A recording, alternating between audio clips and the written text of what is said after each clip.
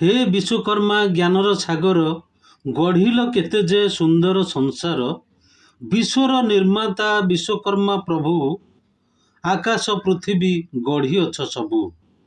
नमस्कार दर्शक बंधु, पवित्र विश्वकर्मा पूजा उपलक्षे आपण मानकु हार्दिक अभिनंदन जणाई आरंभ करुछु आमर विशेष कार्यक्रम देवशिल्पी विश्वकर्मा। दर्शक बंधु, आदिम कालरू सनातन धर्म प्रचलित। सत कहबाकू गले पृथ्वीर सर्वपुरातन धर्म यही सनातन धर्म। अन्य जेते सबु धर्म रहिला सेगुड़िकर उत्पत्ति मूलतः सनातन धर्मरू बोली विश्वास करा जाए।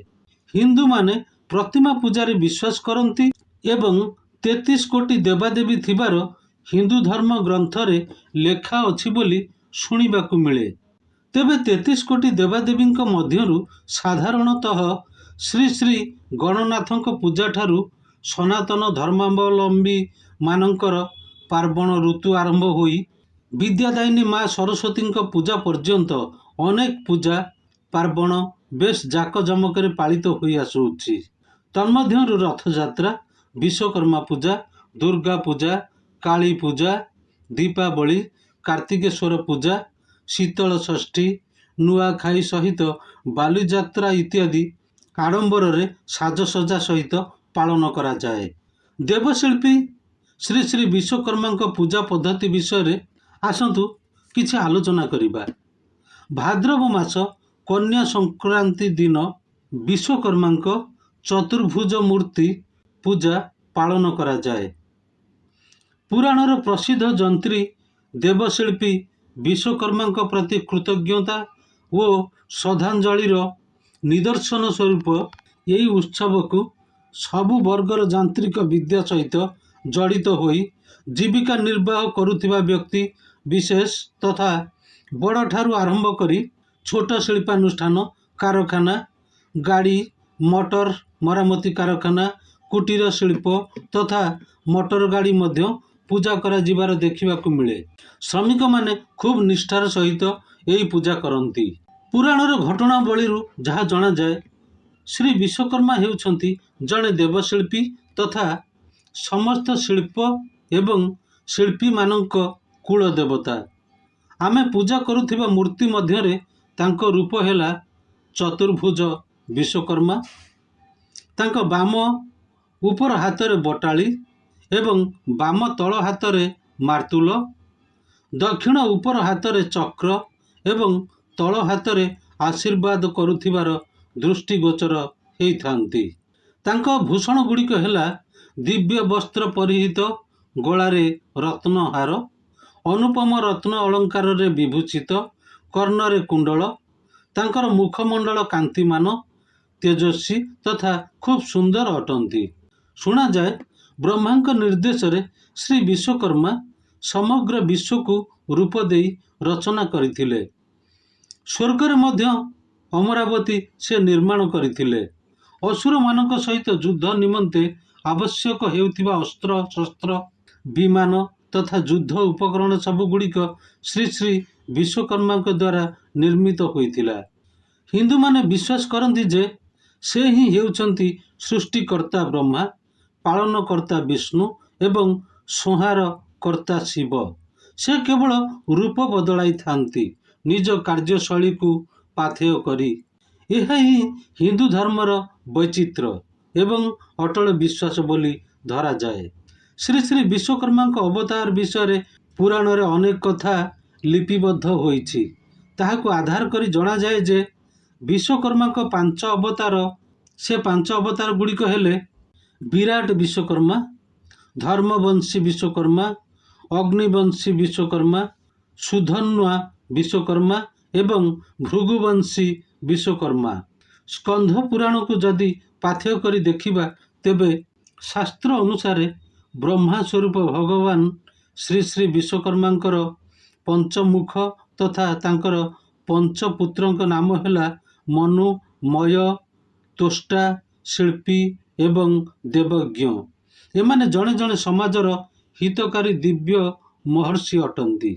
ଏହି ପଞ୍ଚମୁଖର ନାମକରଣ ଅନୁସାରେ ଭଗବାନ ବିଶ୍ୱକର୍ମାଙ୍କର ପଞ୍ଚପୁତ୍ର ସଂସାରର ହିତ ପାଇଁ ତଥା ଯାନ୍ତ୍ରିକ ଅସ୍ତ୍ରଶସ୍ତ୍ର ଏବଂ ଅନ୍ୟାନ୍ୟ ସାମଗ୍ରୀ ତିଆରି କରିବାର ଶ୍ରେୟ ନେଇଛନ୍ତି। ଶ୍ରୀ ଜଗନ୍ନାଥଙ୍କ ଇତିହାସ ଜାଣିବାକୁ ହେଲେ କିମ୍ବଦନ୍ତୀ ଅନୁଯାୟୀ ଜଗନ୍ନାଥଙ୍କ ଦାରୁ ମୂର୍ତ୍ତି ବିଶ୍ୱକର୍ମା ନିର୍ମାଣ କରିଥିଲେ। ଇନ୍ଦ୍ରଦ୍ୟୁମ୍ନ ରାଜା ବାଙ୍କି ମୁହାଣରୁ ସଂଗ୍ରହ କରିଥିବା ଦାରୁରେ ଜଗନ୍ନାଥଙ୍କ ମୂର୍ତ୍ତି ନିର୍ମାଣ କରିବାକୁ ନାନା ଦେଶରୁ ଦକ୍ଷ ଶିଳ୍ପୀମାନଙ୍କୁ ଅଣାଇ କାମରେ ଲଗାଇଥିଲେ, କିନ୍ତୁ ସେମାନଙ୍କ ନିହଣ ମୁନରେ ସେ ଦାରୁ ଖୋଳାଯାଇ ପାରିଲା ନାହିଁ। ବରଂ ସେଗୁଡ଼ିକର ଧାର ନଷ୍ଟ ହୋଇଗଲା। ମୂର୍ତ୍ତି ଗଢ଼ିବାରେ ବିଫଳ ହୋଇ ସମସ୍ତେ ଫେରିବାରେ ଲାଗିଲେ ତଥା ଦିନକୁ ଦିନ ରାଜା ରାଣୀଙ୍କ ମନରେ ଭାଳୁଣି ପଡ଼ିଲା। କିଛି ଦିନ ଗତ ହେବା ପରେ ଦିନେ ଜଣେ ବୁଢ଼ା ବଢ଼େଇ ଆସି ମୂର୍ତ୍ତି ନିର୍ମାଣ କରିବାକୁ ଆଗ୍ରହ ପ୍ରକାଶ କଲେ। ପରିଶେଷରେ ବୁଢ଼ା ବଢ଼େଇକୁ ନିର୍ମାଣ ଦାୟିତ୍ୱ ରାଜାଙ୍କ ଦ୍ୱାରା ନ୍ୟସ୍ତ କରାଗଲା। ବୁଢ଼ା ବଢ଼େଇଙ୍କ ସର୍ତ୍ତ ଥିଲା ଯେ 21 ଦିନ ପର୍ଯ୍ୟନ୍ତ ମନ୍ଦିର ଦ୍ୱାର ଫିଟିବ ନାହିଁ। ସେ ଉପବାସ ରହି ମୂର୍ତ୍ତି ନିର୍ମାଣ କରିବେ। ଏଥିରେ ରାଜା ରାଜି ହୋଇ ମନ୍ଦିର ଦ୍ୱାର ବନ୍ଦ କଲେ। ପ୍ରତ୍ୟେକ ଦିନ ରାଜା ଭିତର କାର୍ଯ୍ୟ ହେଉଥିବା ଠକ୍ ଠକ୍ ଶବ୍ଦ ଶୁଣିବାର ବ୍ୟବସ୍ଥା କରିଥାନ୍ତି। କିଛି ଦିନ ପରେ ଭିତରୁ ଶବ୍ଦ ଆସିବା ବନ୍ଦ ହୋଇଯିବା ପରେ ଗୁଣ୍ଡିଚା ରାଣୀ ଧୈର୍ଯ୍ୟ ଧରି ରହିପାରିଲେ ନାହିଁ। ବୁଢ଼ା ବଢ଼େଇ ଉପବାସରେ ମୃତ୍ୟୁବରଣ କରିଛନ୍ତି ବୋଲି ସେ ଭାବିଲେ ଏବଂ ରାଜାଙ୍କୁ ଦ୍ୱାର ଖୋଲିବାକୁ ଅନୁରୋଧ କଲେ। ଦ୍ୱାର ଉନ୍ମୁକ୍ତ କଲା ପରେ ଦେଖାଗଲା ଯେ ବୁଢ଼ା ବଢ଼େଇ ଅନ୍ତର୍ଧ୍ୟାନ ହୋଇଯାଇଛନ୍ତି। ଅଛି କେବଳ ଦରଗଢ଼ା ମୂର୍ତ୍ତି। ଏଥିରେ ରାଜା ରାଣୀ ଘୋର ଚିନ୍ତାରେ ପଡ଼ିବାରୁ ଶୂନ୍ୟବାଣୀ ହେଲା ଯେ ମୋର ଯେଉଁ ରୂପରେ ଆବିର୍ଭାବ ହେବାର ଇଚ୍ଛା, ମୁଁ ସେହି ରୂପରେ ହିଁ ଆବିର୍ଭାବ ହୋଇଛି। ତେଣୁ ଏଥିରେ ଶୋଚନା କରିବାର କିଛି ନାହିଁ।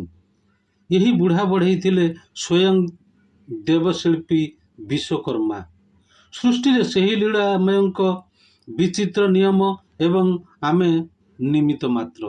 ହିନ୍ଦୁ ଧର୍ମର ବିଭିନ୍ନ ପୂଜା ଦ୍ୱାରା ସ୍ନେହ, ସହାନୁଭୂତି ଏବଂ ଭାତୃଭାବ ବଢ଼ିଥାଏ।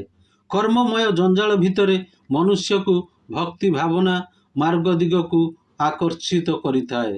ନିଷ୍ଠାର ସହିତ ପୂଜାର୍ଚ୍ଚନା କରିବା, ନିଜର ପରମ୍ପରାକୁ ଉଜ୍ଜୀବିତ କରିବା ସହ ନୂତନ ପିଢ଼ିକୁ ସତ୍ ମାର୍ଗରେ ପରିଚାଳିତ କରିବା ପରି ଅନେକ କିଛି ସୁନ୍ଦର ଯୁଗୋପଯୋଗୀ ସମାଜର କଲ୍ୟାଣ ନିମିତ୍ତ ଭଗବାନଙ୍କ ନିକଟରେ ପ୍ରାର୍ଥନା ମଧ୍ୟ କରାଯାଇଥାଏ। ହିନ୍ଦୁମାନେ ନିଜର ଇପ୍ସିତ ଭକ୍ତି ଭାବନାକୁ ବିଭିନ୍ନ ଦେବାଦେବୀଙ୍କ ମୂର୍ତ୍ତି ମାଧ୍ୟମରେ ସେହି ପରମାତ୍ମାଙ୍କ ପାଖକୁ ପ୍ରେରିତ ହୋଇଥାନ୍ତି। ବିଭିନ୍ନ ଦେବାଦେବୀଙ୍କ ମୂର୍ତ୍ତି ନିର୍ମାଣ ପରେ ନିଷ୍ଠାର ସହିତ ମୂର୍ତ୍ତିରେ ଦେବାଦେବୀଙ୍କୁ ଆବାହନ କରି ପ୍ରାଣ ପ୍ରତିଷ୍ଠା କରାଯାଏ। ତତ୍ପରେ ବିଧି ବିଧାନ ସହିତ ପୂଜାର୍ଚ୍ଚନା ସମ୍ପନ୍ନ ହୁଏ। ନିର୍ଦ୍ଧାରିତ ସମୟରେ ବିସର୍ଜନ କରାହୁଏ। ତତ୍ପରେ ଦେବାଦେବୀଙ୍କ ମୂର୍ତ୍ତିକୁ ନଦୀ ଜଳରେ ପ୍ଲାବିତ କାର୍ଯ୍ୟ ଖୁବ୍ ନିଷ୍ଠାର ସହିତ ଅନୁଷ୍ଠିତ ହୋଇଥାଏ। ଭକ୍ତର ଧାର୍ମିକ ଭାବନା, ଅନ୍ତର୍ନିହିତ ଭାବାବେଗ ତଥା ବିସର୍ଜନ ହୋଇଥିବା ପ୍ରତିମାଙ୍କୁ ସସମ୍ମାନେ ଶୋଭାଯାତ୍ରାରେ ଜଳାଶୟ ପର୍ଯ୍ୟନ୍ତ ନିଆ ହୋଇଥାଏ। ଅତୀତ ଏବଂ ବର୍ତ୍ତମାନର ପୂଜା ପଦ୍ଧତିକୁ ଯଦି ତର୍ଜମା କରିବା, ତେବେ ଆକାଶ ପାତାଳର ପାର୍ଥକ୍ୟ ଦେଖିବା। ଏବେ ଭକ୍ତି ଶୂନ୍ୟ ଏବଂ ଶକ୍ତି ତଥା ମନୋରଞ୍ଜନପୂର୍ଣ୍ଣ ଭସାଣୀକୁ ଯୁବପିଢ଼ି ଆଦରି ନେଇଛନ୍ତି। ବିଭିନ୍ନ ପ୍ରକାରର ନିଶାଦ୍ରବ୍ୟ ସେବନ, ଆମିଷ ଭକ୍ଷଣ, ଅଶ୍ଳୀଳ ସଙ୍ଗୀତ, ଅର୍ଦ୍ଧ ଉଲଗ୍ନ ନର୍ତ୍ତକୀମାନଙ୍କ ନାଚ ଗୀତରେ ବର୍ତ୍ତମାନ ଅଧିକାଂଶ ଯୁବପିଢ଼ି ମସଗୁଲ ହୋଇଯାଆନ୍ତି, ଯାହାକି ଆମ ସନାତନ ଧର୍ମକୁ ଅନ୍ୟମାନଙ୍କ ନିକଟରେ ନ୍ୟୁନ କରିଦେଉଛନ୍ତି। ଭକ୍ତି ଆମକୁ ନତମସ୍ତକ କରାଏ, ଶକ୍ତି ଆମକୁ ଅହଙ୍କାରୀ କରିଥାଏ। ନିଜର ନିଜସ୍ୱ ବଜାୟ ରଖି ସନାତନ ଧର୍ମକୁ ବିଶ୍ୱ ଦରବାରରେ ଉଚ୍ଚାସନ ଦେବାକୁ ମୋର ବିଶେଷ ଅନୁରୋଧ। ଧନ୍ୟବାଦ।